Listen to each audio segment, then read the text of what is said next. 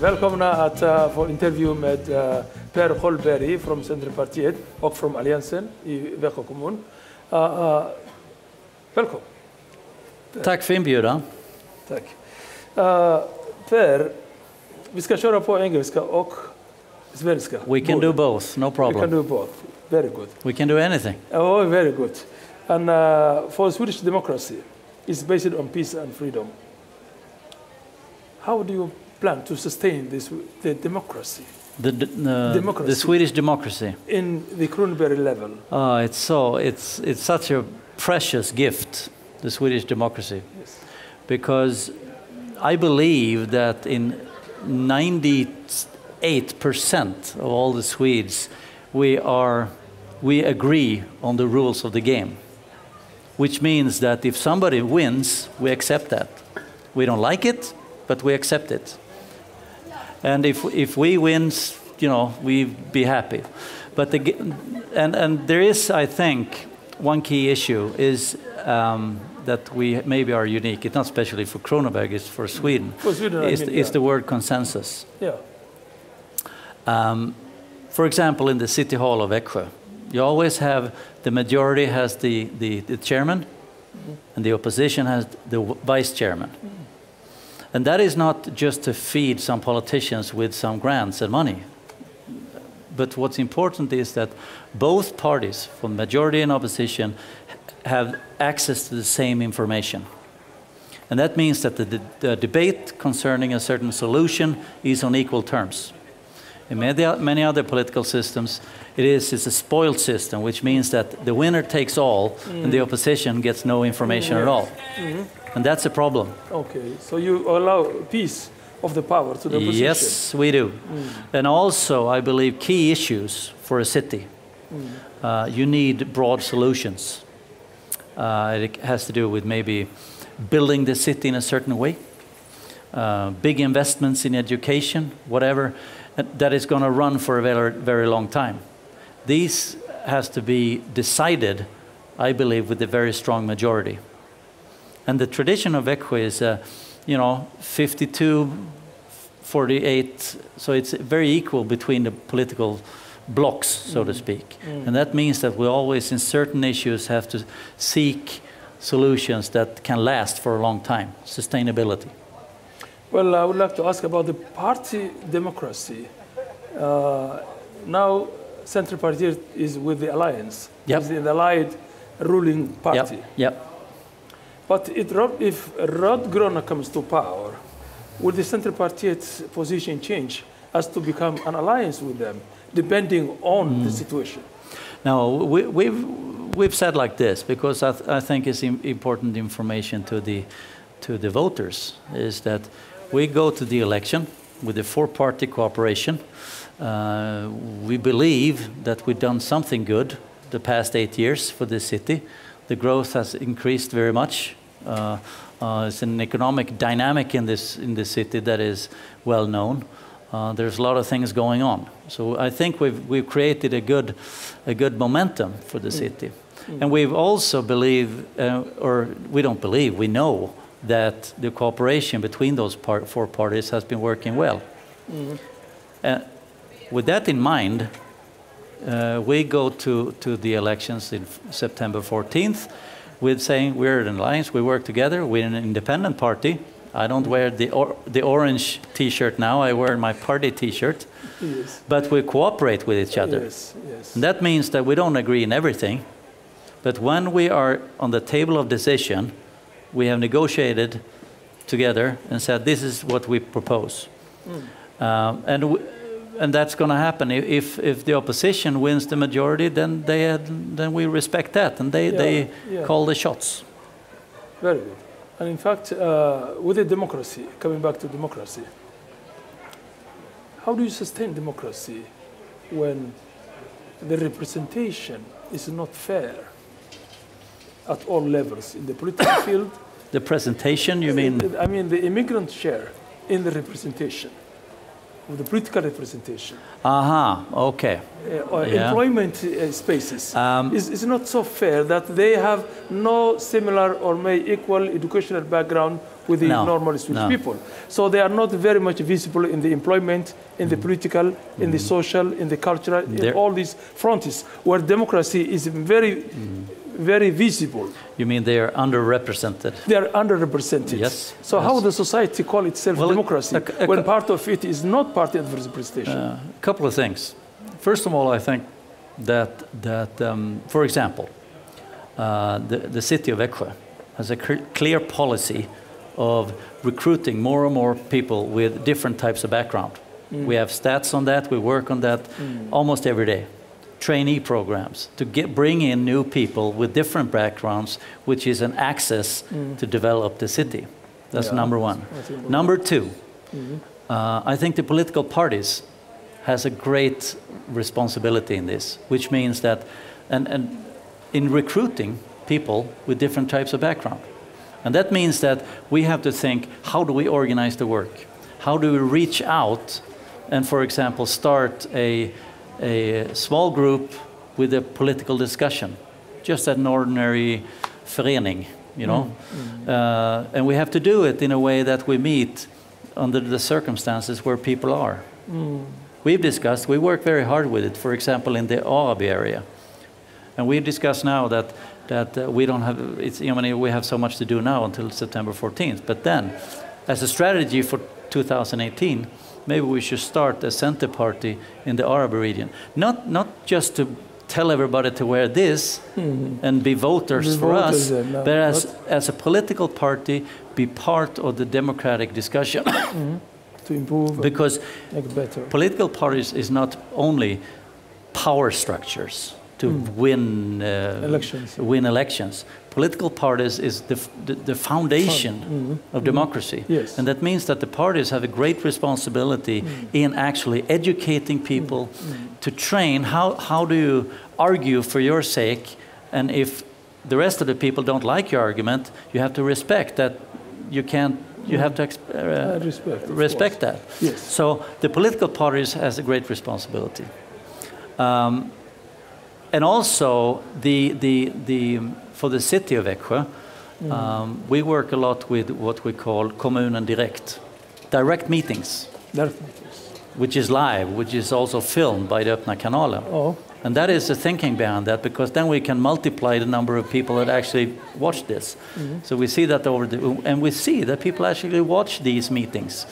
And these meetings are very much live, because they're not with a directing how, well, you can ask your question and then you ask, because anything can happen on those meetings. So it's very open, democratic talk. Yeah. And that's another issue. So there are many things. Now, the fourth thing I want to say is the education system, which means that we have to, and we reorganizing now the whole administration around the education system. And the idea of that is having what we call the 120 strategy in mind, which means that we have an eye on every kid in Växjö from age 1 to age 20. Not to overtake the responsibility of the parents, because that's so important. Good, That is not the case for the city or society, to overtake the role of the parents, but to be and see every child from their position and how they can develop themselves through the school system. Because if we lose a number of kids there, some of them might start thinking, put it this way, undemocratic. So you are creating a situation where the child grows through the educational system. And still respecting the parental role. The parental role is crucial, because without parents, or something that it works like a parent, because every kid unfortunately don't have two parents. There is some reason for some reasons, but you have to have some kind of parental role, and it's an interplay between the family, the school, the sports club, or whatever. All these factors mixes together, sort of creates good individuals. So it's a relation between responsibilities. And what's the outcome then? What's the goal? The goal? Yes, of this process up to 20 years of letting the child grow through the system. Will it expand? Should I give you a blunt answer? Yeah. Will it expand the child's understanding of democracy? Will it give him more opportunities in the job market? Will it give him become a better citizen? Will it? Well, for me, as a politician for a center party, I would put it this way: the overall objective is to help individuals to be independent. And not being egoistic, but being independent. Independent from, so a kid that is 18, 20, 22 years old has the opportunity to make a choice in life. School, work, where to live, where to go. And life is tough for many people, and your certain situation makes that you don't have all these choices and being totally independent. But as much as possible, and the key issue is the job market. Is the job market. Yeah, and to make your own money. Freedom. To make your own money. That is freedom, no matter how people say. Make your own money, to get your paycheck for the first time for a hard month of work is still values that is important. But people say that has worked in Sweden in the past 15 to 20 years, and it has been going down. Or in 80s, an 18-year-old had the opportunity to move away from the family and have his own independent lägenhet and can go to work. But the number is dropping now, that they cannot afford to do that. In a certain way, In a certain way. And that is the period of the alliance rule, where this has gone down. In a way. There's a number of factors. The university has, during this period, expanded a lot. So there's a lot of people moving in. We also is an open society, which means there's a lot of people moving in from other countries, from other parts of the country. And that means that there is a stress on the housing market, apartments. And keeping in mind that this city has built per capita the most apartments of any municipality in this country. So we're on top, but still it's not enough. Especially for students and for young kids. What we've done now is that we made a promise. And during election campaigns, I'm very hesitant actually to make promises. But we thought that this information is important. 3,000 new homes in Växjö 2019. Private houses, apartments, condominiums, whatever. Of these 3,000, we promised 600 new apartments for students and kids. Now, the problem here is that these are not the cheapest apartments in town, because new houses cost a lot of money to build. That is reality.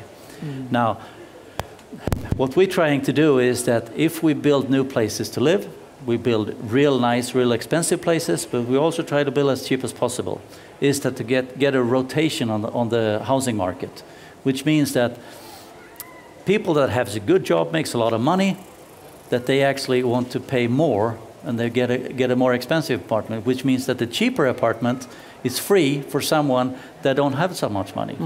Then you get the rotation in the housing market. But this is an enormous challenge, and I've been a deputy mayor now for 2.5 years, and there's two areas of politics that I believe is the most challenging. Is the job market and it's the housing market. Because these are, in its structures, so complex. There are so many interests that no matter what you do, someone is going to be angry at me. You cannot satisfy everybody. Of course. But in general, and I believe we agree very much, the Social Democrats and the Red Greens have promised 3,200, which is basically the same. So there is very much a consensus again concerning we have to move forward now. But if you want to understand the Swedish politics, as I have been trying for a long time, it's a little bit complicated. If you just look in one-dimensional way, it seems that it is a multi-dimensional perspective. You have to take it. Because if you focus on equality, then you have to see the democracy. And if you look to democracy, you have to see about employment and job markets and everything. And unless you take the whole the politics as a whole, it will be very difficult to understand it. Yeah. And now, as you say, and in fact, before you, I have interviewed the mayor, Bufrank, and the Karl Hogstead from Vänsterpartiet. They were all mentioning about the need to have more houses. Yeah. And my concern is that the more houses you build, the more people will get opportunity to get better accommodation. That is good. But from the equality perspective, there might be a situation where some people are not available in the job market and they are not earning good money. Like many people, like myself as an immigrant, which is not employed at the moment. And in fact, the more houses built by the commune or by parties will mean nothing for me if I cannot hire them. No, and I will put more strain on the welfare foundation, welfare office, because the welfare office must pay. And it's not only me as an immigrant, but we have 50,000 Somalis and about maybe 100,000 of immigrants in my situation. So if job market is not offering enough jobs to immigrants, then the welfare industry will fall down. So how do you sustain the equality? Well, building houses is one thing, maintaining and sustaining equality is another. But you have to, running a city means that it's a multitask job. You have to do a lot of things at the very same time. If we just focus on building houses, that is not enough. It's good, but it's not enough. If we just focus on equality all the time, that is good, but it's not enough. Okay. If we focus on economic efficiency, that is good, not enough. So we have to do all these things at the very same time, multitask. And when it comes to, you speak about the key issue is the job market. And as a representatives for the Center Party, we are very much talking about it has to be cheaper for the companies to hire people. We have to lower taxes on this. We have to create a mix of education and training on the job training programs. All these types of things to be able to, so the level of entrance for an immigrant or for a young person or for a kid that just went out of school, so the level of entrance is as low as possible at all. That is, and I believe, and we as a party believe that we have these levels are a little bit too high. That's why we fight in this election campaign very much for the for example, reduction of the taxes, labor taxes for young kids. And these types of initiatives, we want to try it more and more. We want to do more about that. Because we don't believe so much in, we have national regulations. We have everything concerning the welfare system, which is one of the most extensive and most also efficient, actually, in the world. But we have to create a situation where the entrance to a job is much easier. And we work very hard with it, but the different parties have different solutions to this. There's a number of political parties that don't believe in lowering taxes or lowering costs for a company for hiring people. That is actually a divider when it comes to the two political blocks. We believe in lowering and as cheap as possible, but the argument I get always thrown in my face is that, oh, you don't take care of the labor force, you just are in arms with the people that own the businesses. And I said, no, I don't care how much money they make. That is not I don't care about it. If they're just legal and work hard, fine. I'm happy if people make a lot of money. Now, what I'm concerned about is the young 19-year-old, the young immigrant, that have an easy access to the labor market as possible.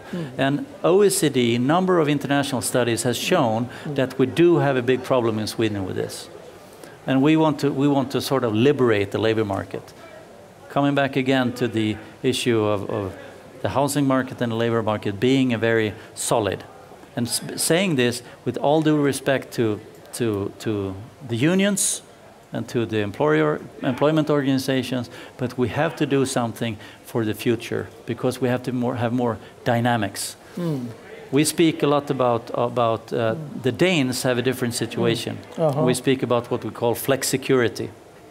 And flex security means that you have an easier access to the job market, but you can also say that nope, I don't want to work here, and then you leave the job.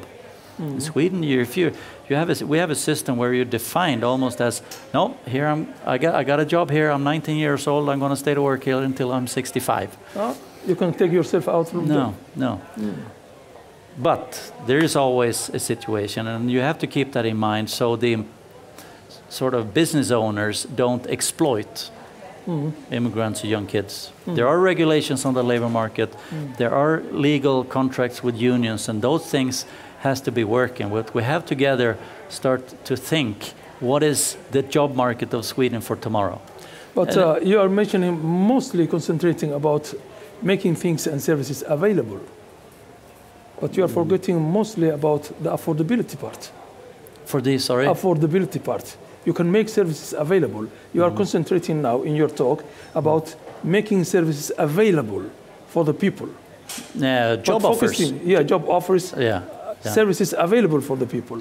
But the affordability question for people who are not visible in the job market and coming in large numbers from foreign lands and not easily integrating into the system.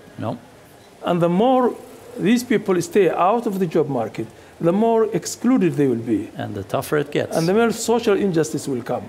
Because they are a threat to many things if they are included into the society.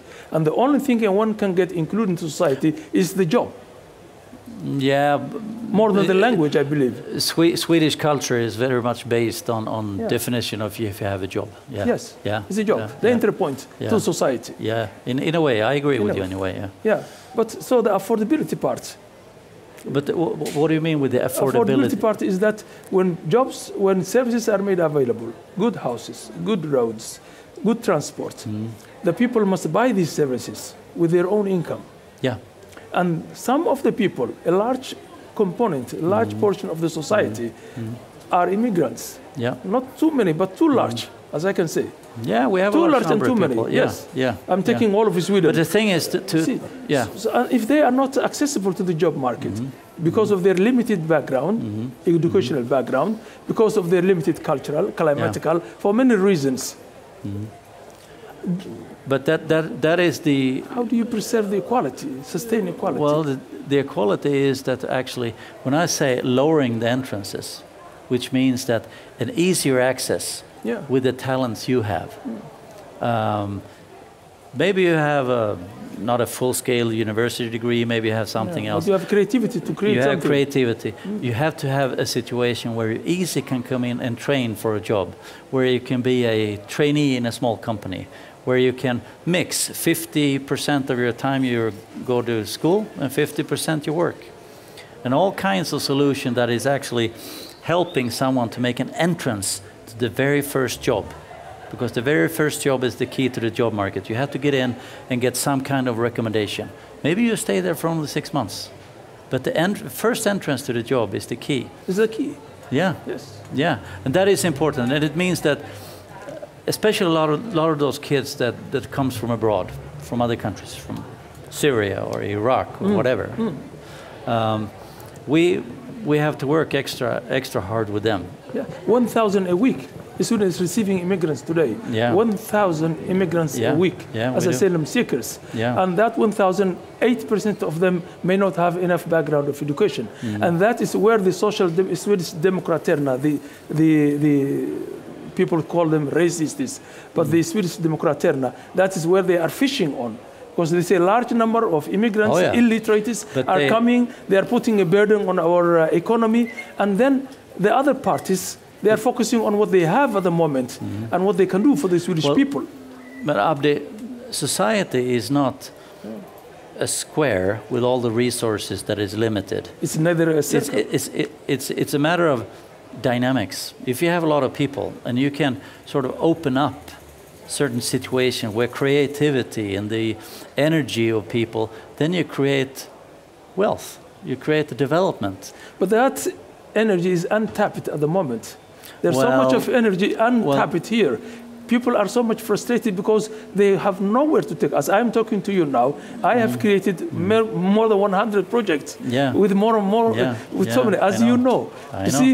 I know. And the last one is the one I'm doing now. This is Integration TV, which I have invented myself, and is still not even employed and not even funded. You see, so the energy is. I'm very, very happy that you have mentioned it. The energy people have, but there's nowhere to unleash this energy. It's really blocked in us.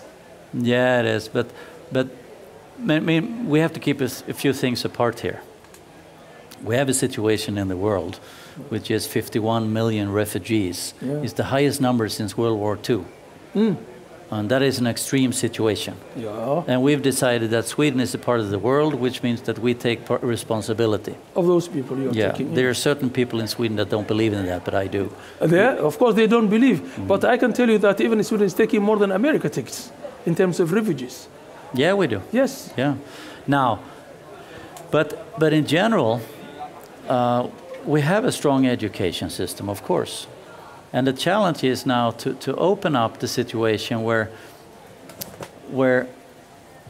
especially those kids that are 8, 10, 12 years old, instead of saying that when you're 18, you finish gymnasium and you have your degree, maybe give those kids an extra 1 or 2 years to catch up. When they're 20, then they're ready to fly to university. But we do have another situation, which means that the Swedish labor market, and you have to keep in mind and keep a respect in that, Sweden as a tradition has been actually a very homogenic country. Almost not one religion. We have all kinds of religions, but we have certain structures in the Swedish society, which means, and the world is changing so fast now, that we will in 20 years see a totally different Sweden. Multicultural, maybe. In a way we do, yeah. Some people like it, some people don't. But the time is going on. Time is going on. And that means that if we have 9 million people, 9 million inhabitants in Sweden now, and in a number of years we will be 10 million. We cannot say, no, we can only afford 9 million people. No. If we have 10 million people, I mean, getting people at work, getting people in jobs. And that is the key issue. Now, the cultural side of this is that I think we have a lot to do in Sweden. We are in many ways, a very segregated country. And there are different strategies. In America, you can say in a way you are segregated because people live in their neighborhoods where their countrymen are. That was when the Swedes went to America. They lived in certain districts in Chicago in their own place, and Minneapolis. As we have been together last year. And what I also have observed, which I want to change around, is that the definition of people that come into this country is based on the social welfare state, which means that, okay, you're welcome here, we will take care of you. Instead of base it on sort of entrepreneurship and you're welcome, but you have to work a lot to get things done. I want to open up a situation where independent people can easier start their own businesses. The government, national government, with the Center Party working, have launched a program for entrepreneurship training programs to individuals to start their own businesses in an easier way. There is a discussion for the way you organize companies, limited companies, stock holding companies, which needs 100 or 50,000 Swedish crowns now in cash to organize an AB. And we are talking about what would it work if only 1 Swedish krona is enough to start a company?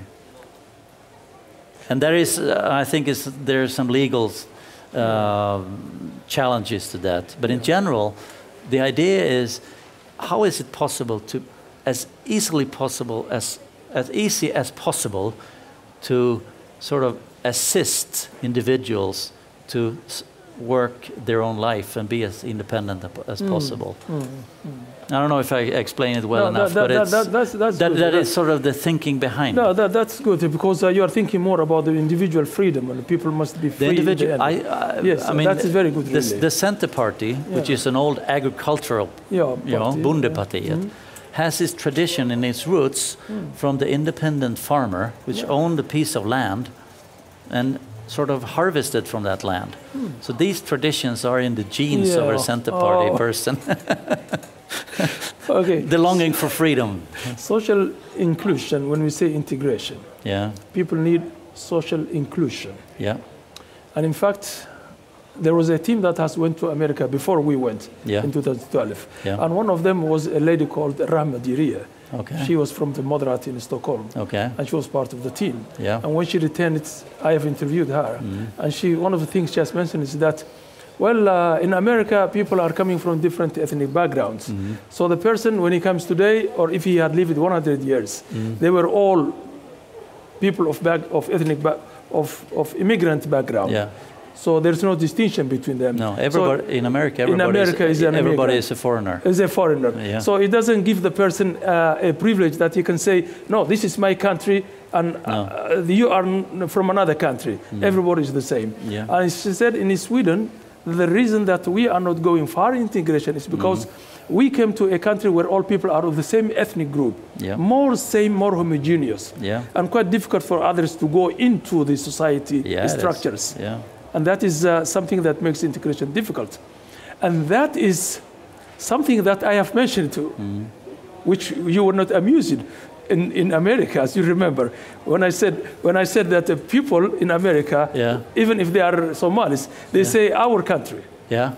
But when we are in Sweden, people say we and they is more in Sweden than in America. Yeah.